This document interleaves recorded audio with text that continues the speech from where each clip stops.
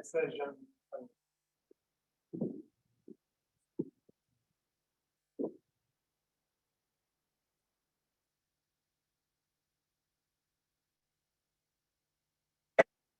Bonsoir, frères et sœurs.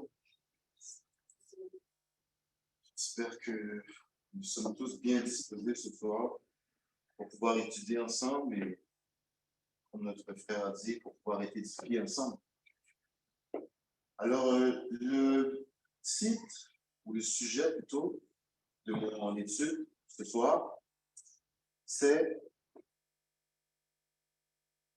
ne pas se comparer aux autres et ne pas toujours se fier aux apparences.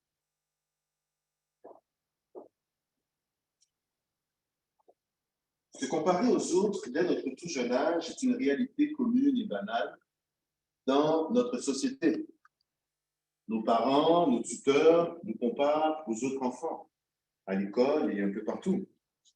On est mesuré par rapport aux autres élèves à l'école sur nos aptitudes et notre niveau de compréhension et d'apprentissage.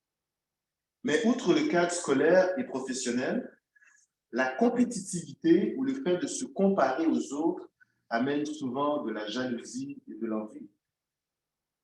La comparaison amène toutes sortes de vices et les apparences, elles, sont souvent trompeuses. En 1 Samuel, chapitre 16, verset 7, 1 Samuel, chapitre 16, verset 7, et l'Éternel dit à Samuel, « Ne prends point garde à son apparence et à la hauteur de sa taille, car je l'ai rejeté. » L'Éternel ne considère pas ce que l'homme considère. L'homme regarde ce qui frappe les yeux, mais l'Éternel regarde au cœur. N'essayez pas de paraître comme les autres ou faire comme les autres. Essayez plutôt de plaire à Dieu du mieux que vous le pouvez, avec sincérité, avec honnêteté et pour les bonnes raisons, pour lui être agréable, pour lui plaire, pour que sa volonté soit accomplie à travers de nos agissements, pour que nous reflétions sa nature divine dans nos pensées, nos interactions et notre comportement au quotidien. C'est une bonne chose que de s'attarder aux détails, d'être minutieux, appliqué, entièrement dédié, d'être bien préparé. Mais si l'effort et le sérieux pour être agréable à Dieu n'y sont pas, tout ce que nous faisons est superficiel. Si nous cherchons à impressionner notre prochain, plutôt qu'à offrir à Dieu un sacrifice de bonne odeur, un culte raisonnable, un cœur bien disposé pour faire son œuvre dans son entièreté, nous nous éloignons de l'objectif voulu. Dieu est esprit et il faut que celui qui l'adore, que ceux qui l'adorent, l'adorent en esprit et en vérité, selon Jean chapitre 4, verset 24. Tournez avec moi en Éphésiens chapitre 5, versets 1 et 2. Éphésiens chapitre 5, versets 1 et 2.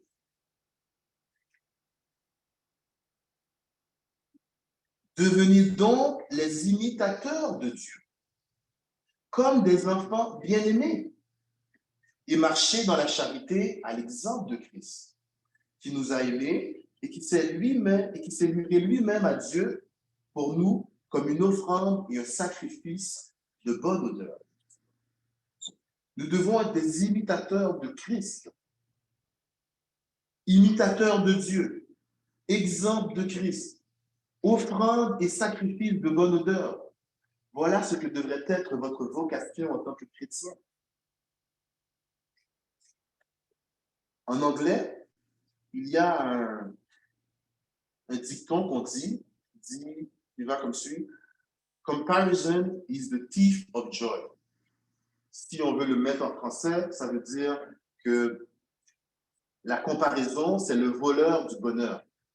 Donc, lorsqu'on se met à se comparer aux autres, souvent on se sent diminué. Ou même lorsqu'on a accompli quelque chose, souvent on sent qu'on n'a rien accompli. Le fait de se comparer enlève la joie, le plaisir de l'accomplissement ou de la réussite.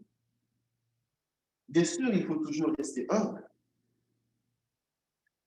Il va toujours y avoir quelqu'un qui a fait mieux que nous, peu importe le domaine, le secteur d'activité ou d'opération.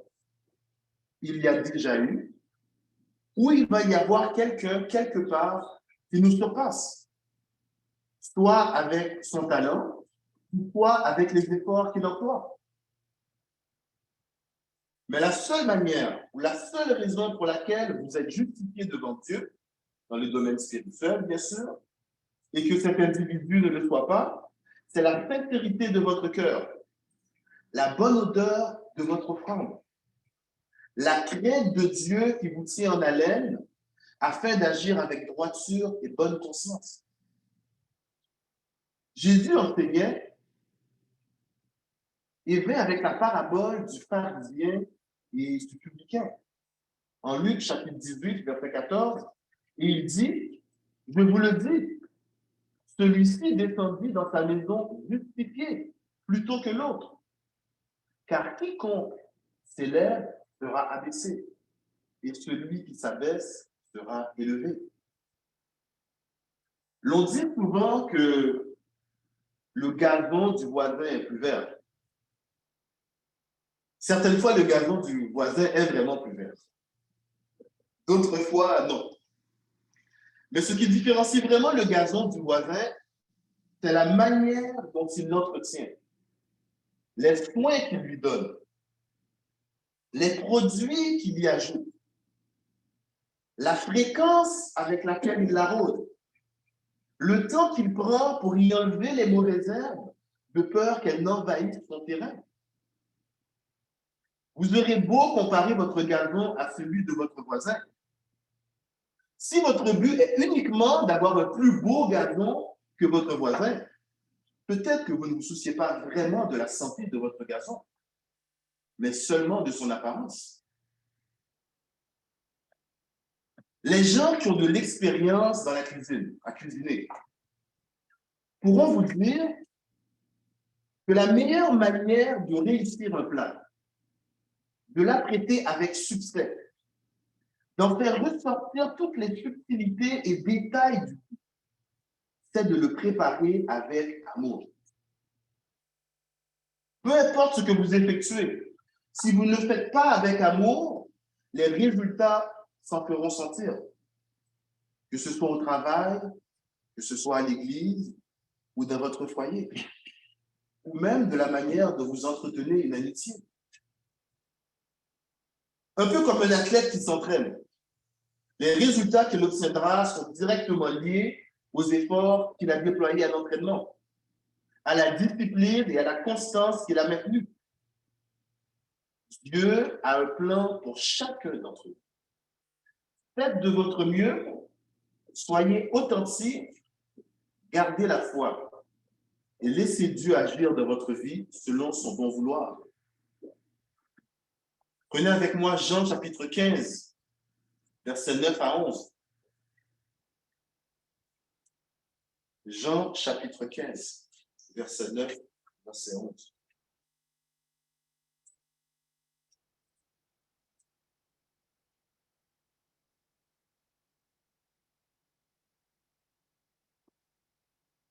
Comme le Père m'a aimé, je vous ai aussi aimé.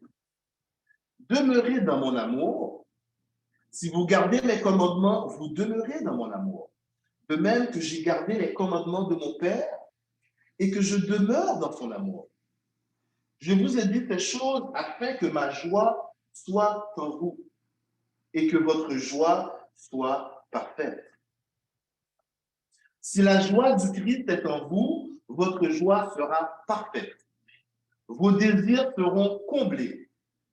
Si vous travaillez pour le Seigneur de manière honnête et intègre, vous n'aurez pas le temps de vous comparer à votre prochain. Vous ne trouverez pas la nécessité de vous mesurer à celui-ci. Vous saisirez plutôt l'occasion pour l'encourager et le motiver à garder la foi et à continuer son travail. Vous prierez pour que son travail soit béni et qu'il continue à produire de bons fruits. Jusqu'à présent, est-ce que nous avons des questions ou des commentaires?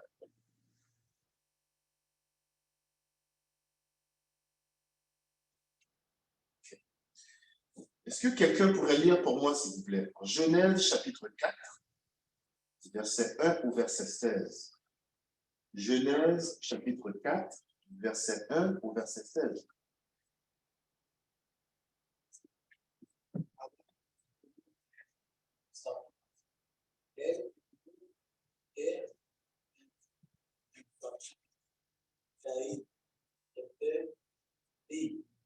J'ai formé avec l'idée de l'éternel.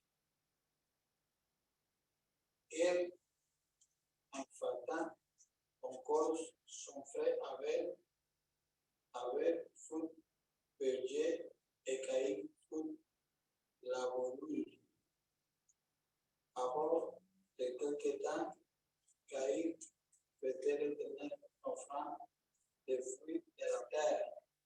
Et Abel, de son côté, en vivre des premiers bien de son retour de l'eau graissée l'éternel portant regard favorable sur Abel et son offrande.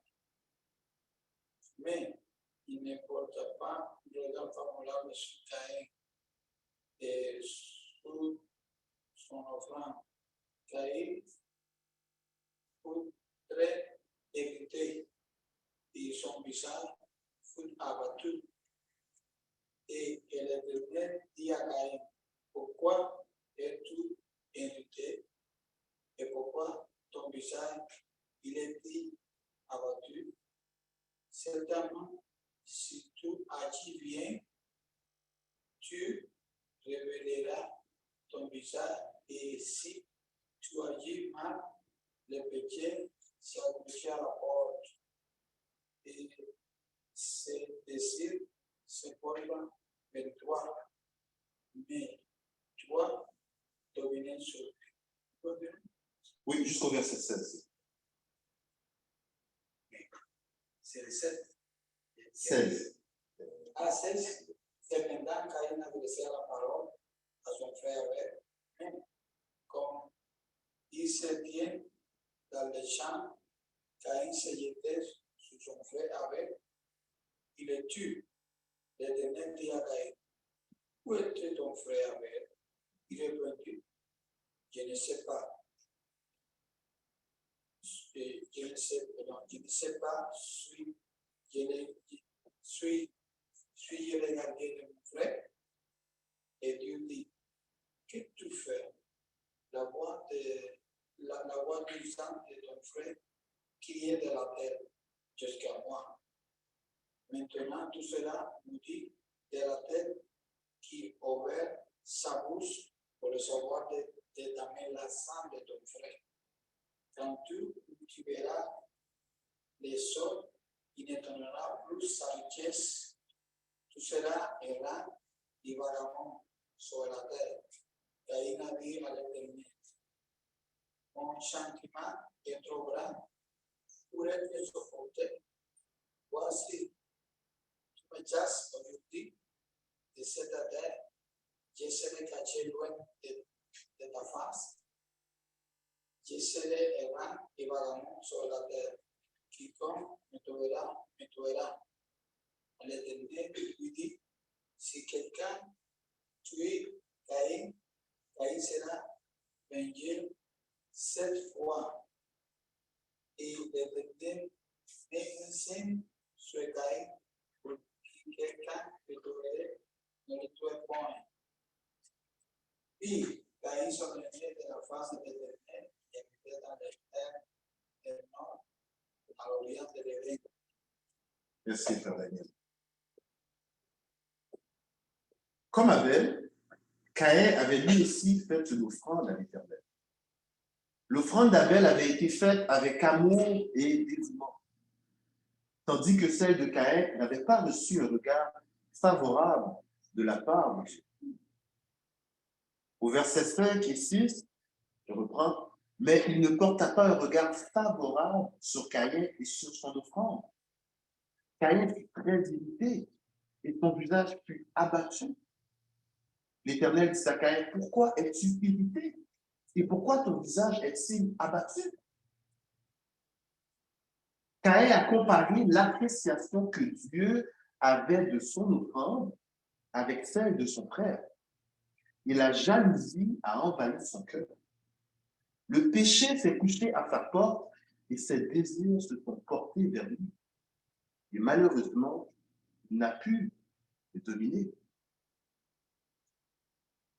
Prenez avec moi 2 Corinthiens chapitre 10, verset 12. 2 Corinthiens chapitre 10, verset 12. Quelqu'un peut lire? 2 Corinthiens chapitre 10, verset 12.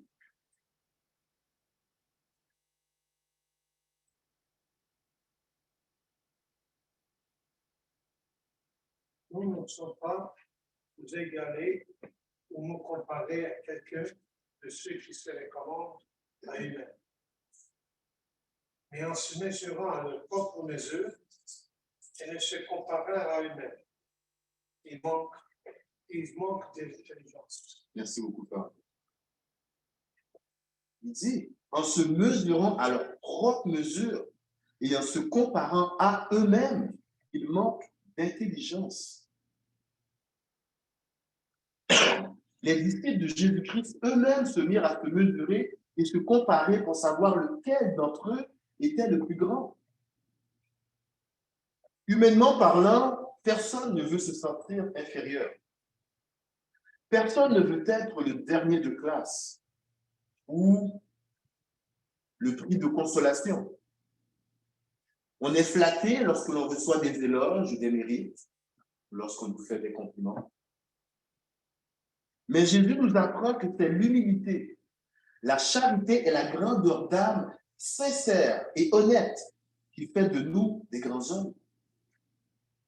Prenez avec moi Luc, verset 9, Luc chapitre 9, verset 46, 48. Luc chapitre 9, verset 46 et 48, je lis. Luc chapitre 9, verset 46 à 48.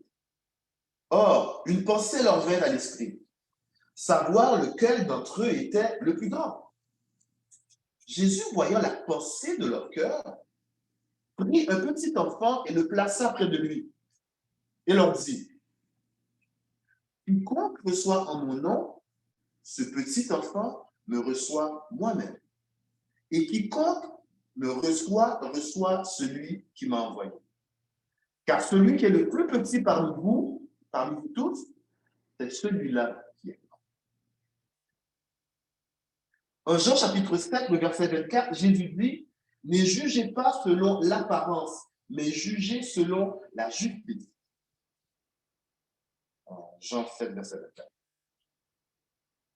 Lorsque vous avez le privilège d'entendre le frère faire une belle prière, un beau message, attardez-vous davantage sur le message que sur le messager. Jugez du contenu plutôt que de l'orateur. Cherchez à comprendre l'essence du message ou de l'enseignement plutôt que de chercher à critiquer et à pointer du doigt. Lorsque nous passons notre temps à se comparer, on n'arrive plus à apprécier les divers talents que Dieu nous a donnés chacun respectivement. On perd l'essence même de la qualité de l'adoration.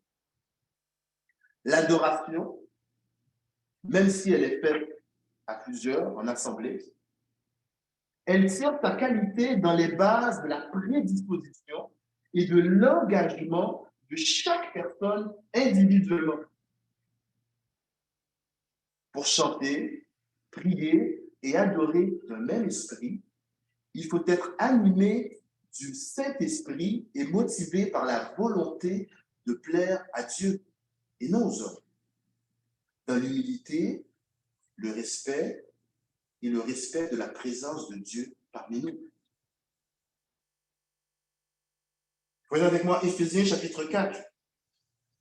Éphésiens chapitre 4. Éphésiens chapitre 4, versets 4 à 6. Éphésiens chapitre 4, versets 4 à 6. Il y a un seul corps et un seul esprit.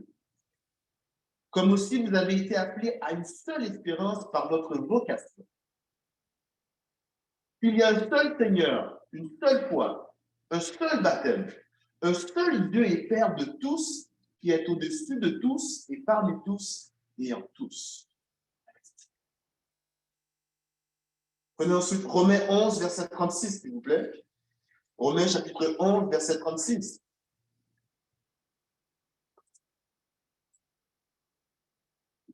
Je lis. Romains chapitre 11, verset 36. C'est de lui, par lui et pour lui. Je répète. C'est de lui, par lui et pour lui que sont toutes choses. À lui la gloire dans tous les siècles. Amen. Tout ce que nous faisons, nous devons le faire avec Dieu dans notre esprit, dans notre subconscient, dans notre esprit, parce que tout ce que nous faisons, c'est pour Dieu. Si vous vivez la vie chrétienne, c'est ce que vous devez avoir en tête. Il n'y a pas de place pour la compétitivité et pour se comparer à tel ou tel frère ou sœur. Telle ou telle sœur a peut-être une très belle voix. Mais si vous chantez de tout votre cœur pour plaire à Dieu, croyez-moi, votre adoration est bénie par le Tout-Puissant. Quelqu'un peut-il lire pour moi 1 Corinthiens chapitre 10, verset 31? 1 Corinthiens chapitre 10, le verset 31. Donc, que vous mangez, soit que vous buvez, soit que vous fassiez quelques autres choses, faites tout pour la gloire de Dieu. Merci. Cet extrait est tiré de passages dans les Corinthiens où on parle de la nutrition, des nourritures qui sont consacrées aux idoles. Mais à la fin du texte ici, il est dit que peu importe ce qu'on fait, que vous mangiez, que vous buviez, ou quoi que vous fassiez, faites-le pour la gloire de Dieu. D'autant plus si vous êtes dans l'assemblée des saints, si vous adorez, si vous êtes en compagnie d'autres frères, tout devrait être fait pour la gloire de Dieu. En toutes circonstances, rendez gloire à Dieu, parce qu'il demeure l'unique objet de notre adoration et le point central de notre vie. Ne soyez pas aigris par l'absence de tel ou tel frère, mais réjouissez-vous plutôt des places qu'un frère ou une sœur occupe dans l'assemblée. Ne vous comparez pas et ne critiquez pas les adorateurs de Christ, mais plutôt appliquez-vous pour que votre adoration soit la plus solennelle que possible, pour ne rien avoir à vous reprocher, pour que Dieu approuve votre sacrifice, pour que la pureté de vos actions et vos pensées soit la continuité de l'œuvre de Christ sur terre. La semaine passée, dans l'étude, le frère Frédéric disait « La prière n'a pas besoin d'être sophistiquée ou d'attirer l'attention des gens.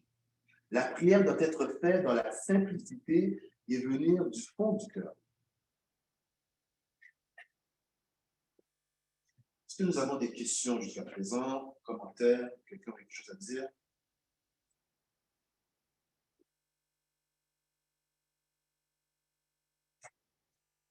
OK. Dans certaines assemblées, je parle d'assemblées, je parle des dénominations, outre les divergences doctrinales, le lieu de culte est souvent transformé en une scène de spectacle ou de théâtre. Souvent, il y a même des metteurs en scène. Quelqu'un qui dirige la musique, l'orchestre, les chanteurs, l'éclairagiste, le responsable sonore. Souvent, dans ces assemblées, il y a des gens qui crient et hurlent sous prétexte d'adorer. Ou encore le prédicateur qui crie tellement fort dans son micro que son discours est incompréhensible. Les gens applaudissent et s'acclament, Alléluia, Amen, Dieu est grand, ou toutes sortes d'autres choses. Souvent, beaucoup de bonnes choses, souvent, mais malheureusement faites de manière inappropriée et désordonnée. Un culte soi-disant organisé qui s'orchestre dans une cacophonie où presque tout le monde est devenu un acteur. Tout le monde joue un rôle. Tout le monde fait quelque chose de spécial ou veut faire quelque chose de spécial. L'un regarde son voisin et cherche à être plus brillant, plus démonstratif, comme si c'était une compétition. Alors on se met à danser, frapper son pied par terre, frapper sa poitrine, puis lever sa main dans les airs. D'autres personnes se jettent par terre et font semblant de parler en langue ou d'être possédées, tout souvent pour attirer l'attention ou pour faire partie du spectacle. Pour quelqu'un qui n'est pas habitué, assister à quelque chose comme ça peut être agressant, même offensant. Et personnellement, moi, je me dis que si je suis une personne qui n'est pas chrétien, ou qui ne connaît pas Dieu, que j'assiste à un spectacle comme ça, je peux me demander sérieusement des questions. Est-ce que Dieu est parmi ces gens-là? Est-ce qu'ils ne sont pas sourds? Est-ce qu'ils ne sont pas... Comment est-ce qu'on peut faire toute une genre de cacophonie comme ça? Une pause des mains organisée où tout le monde crie, même la personne en avant ne comprend rien de ce qu'il dit. Et si je ne suis pas chrétien, je me pose vraiment des questions. Est-ce que la présence de Dieu est là? L'attention de Dieu ne nécessite pas de manifestation bruyante, de démonstration physique ou de cris de désespoir. Dieu requiert un cœur sincère, une attitude d'humilité, une obéissance et une foi grandissante. Certes, vous pouvez dans la détresse ou dans un élan de joie pousser un cri de désespoir, frapper votre poitrine ou manifester votre état d'âme. Mais si votre adoration ou votre prière est continuellement faite dans le chaos, je ne pense pas qu'elle soit agréable par celui qu'elle soit agréablement reçue, je m'excuse, par celui qui devrait faire l'objet de votre adoration, votre prière. En 1 Corinthiens, chapitre 14, verset 33, il est dit « Car Dieu n'est pas un Dieu de désordre, mais de paix. » Et ensuite, il est précisé « comme dans toutes les églises des saints ». Dieu n'est pas un Dieu de désordre, mais de paix, comme dans toutes les églises des saints. Nul besoin de chanter plus fort que votre voisin pour plaire à Dieu. Nul besoin d'être extrêmement démonstratif ou brillant pour que Dieu nous entende. Nul besoin de crier ou parler extrêmement fort pour donner du poids à notre discours. Ce qui est important, c'est un sacrifice de louange, c'est-à-dire le fruit de lèvres qui confesse le nom de Jésus. En Hébreux, chapitre 13, verset 15, il est dit, par lui, offrons sans cesse à Dieu un sacrifice de louange, c'est-à-dire le fruit de lèvres qui confesse son nom. Voici ce qui est important. Une seule personne mérite qu'on se compare à lui, du moins qu'on le prenne pour modèle, qu'on aspire à marcher dans ses pas, qu'on s'efforce de penser et d'agir comme lui. C'est Jésus-Christ. Prenez avec moi Philippiens chapitre 2. Philippiens chapitre 2, verset 5.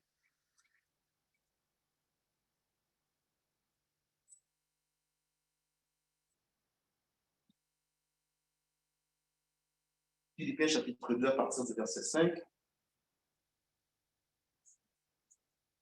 Philippiens chapitre 2 à partir du verset 5. Ayez en vous les sentiments qui étaient en Jésus-Christ, lequel existant en forme de Dieu, n'a point regardé comme une proie à arracher d'être égal avec Dieu, mais s'est dépouillé lui-même en prenant une forme de serviteur, en devenant semblable aux hommes. Et en ayant paru comme un simple homme, il s'est humilié lui-même, se rendant obéissant jusqu'à la mort, même jusqu'à la mort de la croix. Verset 9. C'est pourquoi aussi Dieu l'a souverainement élevé et lui a donné le nom qui est au-dessus de tout nom, afin qu'au nom de Jésus, tout genou fléchisse dans les cieux, sur la terre et sous la terre, et que toute langue confesse que Jésus-Christ est Seigneur à la gloire de Dieu le Père. Il dit ici au verset 6, lequel existant en forme de Dieu n'a point regardé comme une proie, n'a point regardé comme une proie à arracher d'être égal à Dieu. Nous savons que Jésus-Christ était envoyé par Dieu, qu'il était son Fils unique.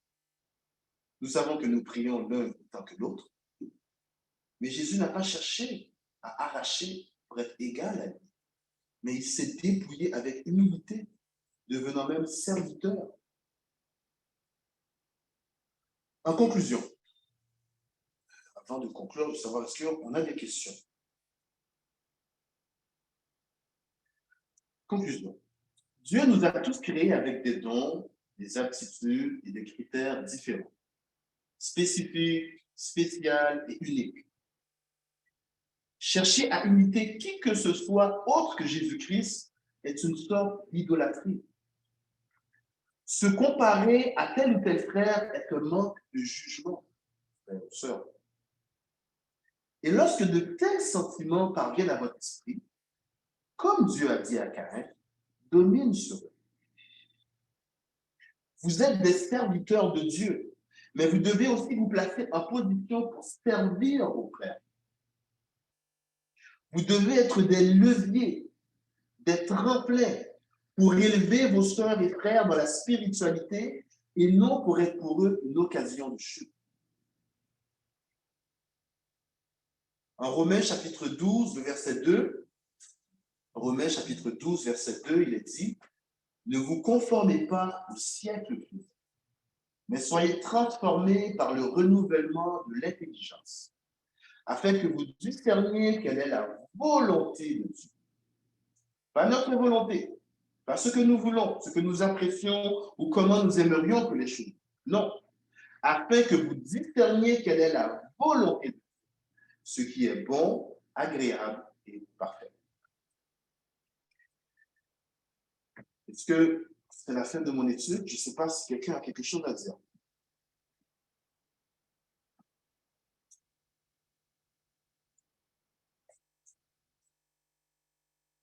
C'est bon. Alors, je vous remercie du temps que vous m'avez accordé et je cède la place au frère Enrico pour la suite de l'étude.